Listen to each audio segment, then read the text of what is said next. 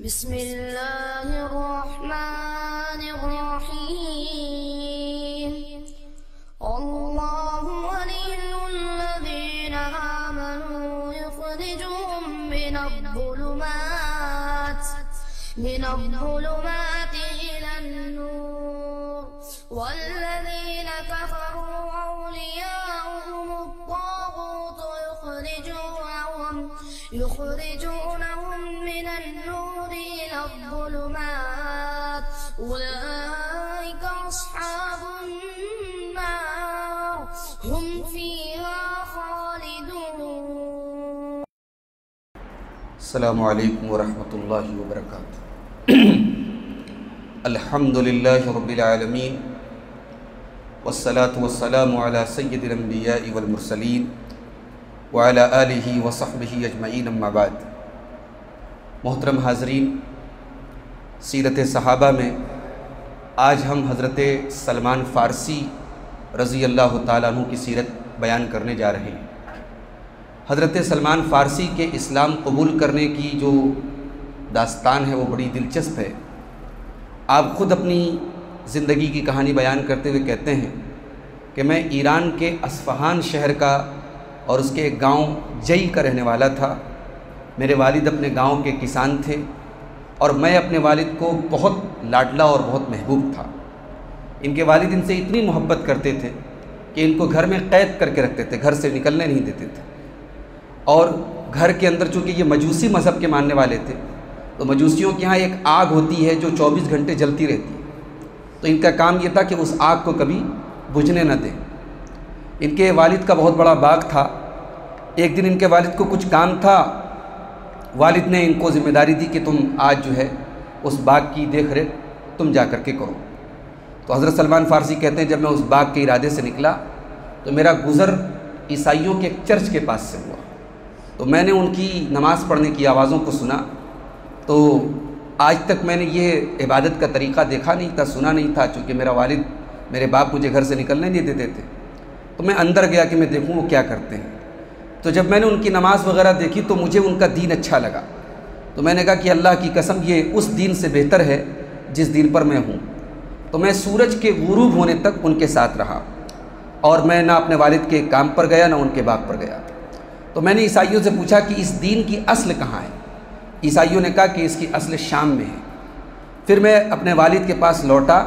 मेरे वालिद मुझे तलाश कर रहे थे, परेशान थे। मेरे वालिद ने मुझसे पूछा कि तुम कहाँ गए थे। तो मैंने उनको बताया कि मैं ईसाइयों के चर्च में गया था और अल्लाह की कसम उनका दीन जो है हमारे दीन से बेहतर है। तो ये सुन करके बाप ने बेटे के पाँव में ज़ंजीरें डाल दी और कहा कि आइंदा तुम्हें घर से नहीं निकलना है। एक दिन हज़रत सलमान फ़ारसी ने मौका पाकर ईसाइयों के पास पैगाम भेजा कि अगर मुल्क शाम जाने वाला कोई काफ़िला होगा तो मुझे इत्तला देना। कुछ दिनों के बाद शाम के कुछ लोग आए तो हज़रत सलमान फ़ारसी किसी तरीके से आज़ाद होकर के उनके साथ मुल्क शाम गए। जब शाम पहुँचे तो वहाँ के सबसे बड़े जो मजहबी रहनुमा थे उनका पता लगा कि हज़रत सलमान उसके पास पहुँचे और उससे कहा कि मुझे ईसाई मज़हब की जो सच्ची तालीमात है वो मुझे आप सिखाइए। उसने ये दरख्वास्त कबूल की।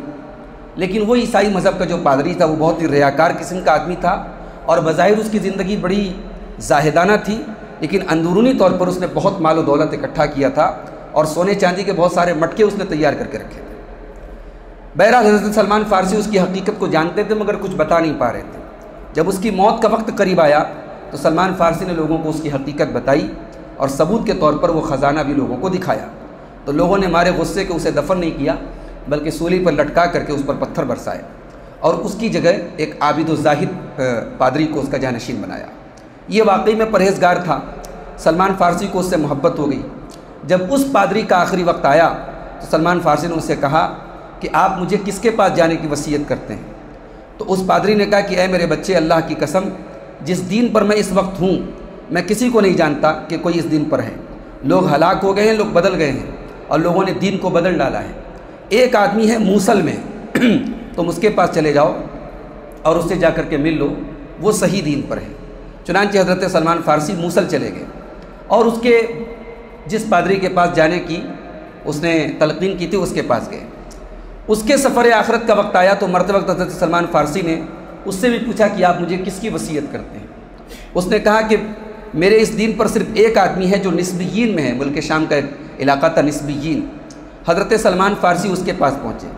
फिर इसी तरीके से करते करते आखिर में हज़रत सलमान फ़ारसी शाम के अमूरिया गांव में, अमूरिया बस्ती में जब एक पादरी के पास पहुँचे तो उसने मरने के टाइम ये कहा कि ऐ मेरे बच्चे, अल्लाह की कसम इस दीन पर इस वक्त कोई नहीं है, लेकिन इस वक्त आखिरी नबी का ज़माना करीब आ चुका है जो इब्राहीम अलैहिस्सलाम के दीन को लेकर के आएंगे और सरज़मीन अरब से निकलेंगे और वो उस जगह हिजरत करेंगे जो दो पहाड़ों के दरमियान है और जहाँ खजूरों के बहुत सारे दरख्त हैं।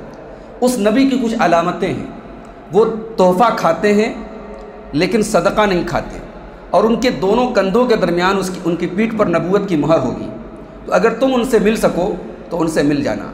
ये कह कर के वो पादरी मर गया। कुछ दिन के बाद अरब के बनु कल्ब का एक काफ़िला अमूरिया के पास से गुजरा, तो हज़रत सलमान फ़ारसी को पता चला तो उनके सरदार के पास गए और उससे इल्तिजा की कि आप मेरे सारे जानवर ले लीजिए लेकिन मुझे अपने साथ अरब लेके चलिए। सरदार तैयार हो गया और सलमान फ़ारसी को साथ में लेके गया, लेकिन रास्ते में उन लोगों की नीयत पलट गई और उन लोगों ने ग़ुलाम बना कर हज़रत सलमान फ़ारसी को एक यहूदी के हाथ भेज दिया। उस यहूदी ने, वो यहूदी मदीना का रहने वाला था, यसरिब का।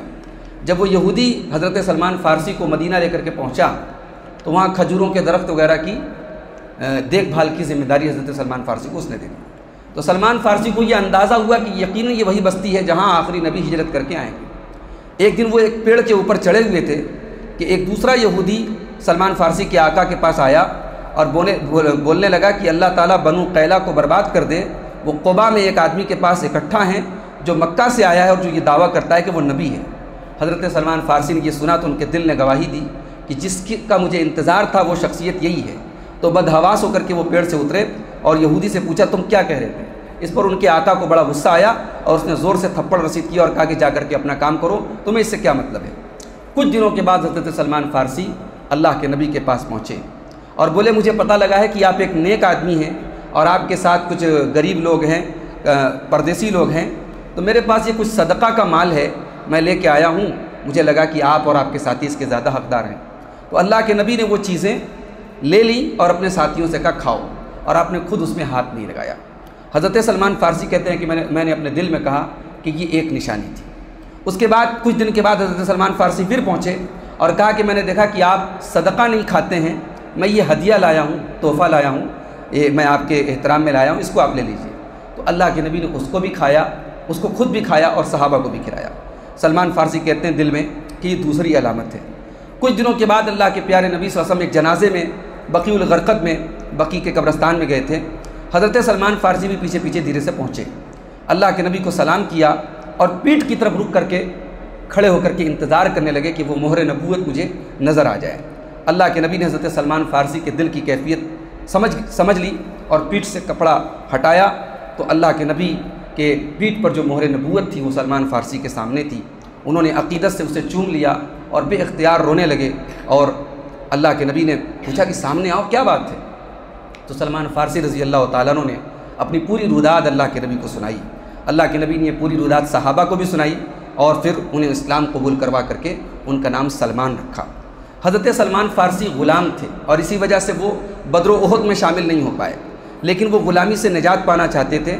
अल्लाह के नबी ने उनसे कहा कि तुम अपने आका से तय कर लो। तो उन्होंने आका से आज़ादी की कीमत तय की, तो उसने 40 उकिया सोना और 300 पौधे, उसने कहा मेरे बाग में 300 पौधे लगाओ और 40 उकिया सोना दो। तो अल्लाह के नबी ने सहाबा से कहा कि अपने भाई की मदद करो। तो ख़ुद अल्लाह के नबी ने और सहाबा ने मिल करके उस यहूदी के बाग में 300 पौधे लगाए। और फिर एक ग़ज़वे में जब अल्लाह के रसूल को 40 उकिया सोना मिला तो आपने वो दे दिया और हज़रत सलमान फ़ारसी आज़ाद हो गए। ग़ज़वे खंदक में जब मुशरिकीन के बहुत बड़ा लश्कर मदीना पर हमला आवर होने वाला था और अल्लाह के नबी बहुत परेशान थे, तो हज़रत सलमान फ़ारसी ने मशवरा दिया कि ऐ अल्लाह के रसूल, हमारे ईरान में अगर इस तरीके की सिचुएशन आती है तो हम खंदक खोदते हैं। चुनांचे अल्लाह के नबी ने यह तजवीज़ पसंद फरमाई और खंदक खोदने का काम शुरू किया और 3000 सहाबा किराम ने मिल करके 15 दिन की मेहनत के बाद 5 गज़ चौड़ी और 5 गज़ गहरी खंदक तैयार की। इसी खंदक की वजह से मुशरिकीन मदीना के अंदर दाखिल नहीं हो सके। अल्लाह के रसूल की वफ़ात के बाद हज़रत सलमान फ़ारसी एक ज़माने तक मदीना में रहे। हज़रत उमर के दौर में आप इराक़ चले गए और ईरान के ऊपर जब लश्कर कुशी की गई तो उसमें भी वो शामिल थे। हज़रत उमर ने आपको मदाइन का गवर्नर बनाया और 4 या 5 हज़ार दिरहम उनकी तनख्वाह मुकर्रर की। मगर ये बड़े दुर्वेश इंसान थे, सारी तनख्वाह गरीबों में तकसीम कर देते थे और ख़ुद चटाई बुन करके अपनी ज़िंदगी का गुजारा करते थे। हज़रत सलमान फ़ारसी से 60 हदीसें रवायत मिलती है, जिसमें से बुखारी में 4 और मुस्लिम में 3 हदीसें मौजूद हैं। हज़रत सलमान फ़ारसी के साथियों के बारे में सूरह बकरा की आयत नंबर 62 नाज़िल हुई।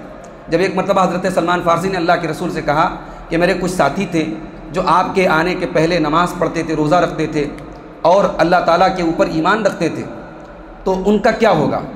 तो अल्लाह के नबी ने फरमाया कि या सलमान हुम मिन अहलिन नार, ऐ सलमान वो जहन्नमी लोग होंगे।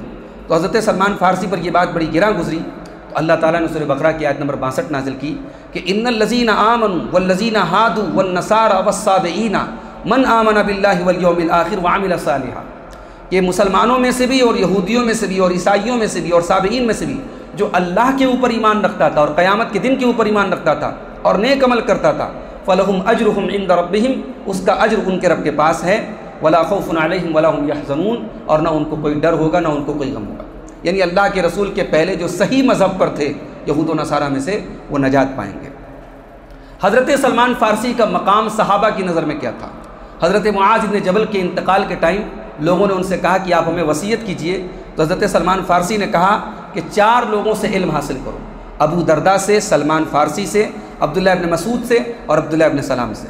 हज़रत अली कहते हैं कि पहलों का इल्म और बाद वालों का इल्म सलमान फ़ारसी ने हासिल किया, और सलमान फ़ारसी हम में से है, अहले बैत में से है। सलमान फ़ारसी का ये मकाम है कि उनको हज़रत अली ने कहा कि ये अल्लाह के रसूल के साथ और हमारे साथ इतना ज़्यादा रहते हैं कि वो अहले बैत में से हैं। लेकिन हज़रत सलमान फ़ारसी इतनी ज़ाहिदाना ज़िंदगी गुजारने के बावजूद उन्होंने दूसरों को मना किया कि दुनिया को तर्क न किया जाए। चुनांचे हज़रत अबू दरदा अंसारी रज़ी अल्लाह ताला अन्हु जब रात रात भर तहज्जुद पढ़ते थे और दिन में रोज़ा रखते थे और बीवी का हक़ अदा नहीं करते थे, तो उनको समझाते हुए हज़रत सलमान फ़ारसी ने कहा कि तुम्हारे रब का भी तुम्हारे ऊपर हक़ है, तुम्हारी जान का भी तुम्हारे ऊपर हक़ है, तुम्हारी बीवी का भी तुम्हारे ऊपर हक़ है, हर हक़दार को उसका हक़ दो। आपकी वफ़ात सन 35 हिजरी में हज़रत उस्मान गनी के दौर में हुई। आपकी उम्र के बारे में इख्तिलाफ़ है, तकरीबन 80 साल की उम्र आपने पाई है। तो ये हज़रत सलमान फ़ारसी थे। अल्लाह ताला से दुआ है रब्बुल आलमीन हमें तमाम सहाबा किराम की मोहब्बत से उनसे मोहब्बत करने की और उनके तरीके पर चलने की तौफ़ीक़ अता फ़रमाए। आमीन व आखिर दावाना अनिल हम्दुलिल्लाहि रब्बिल आलमीन।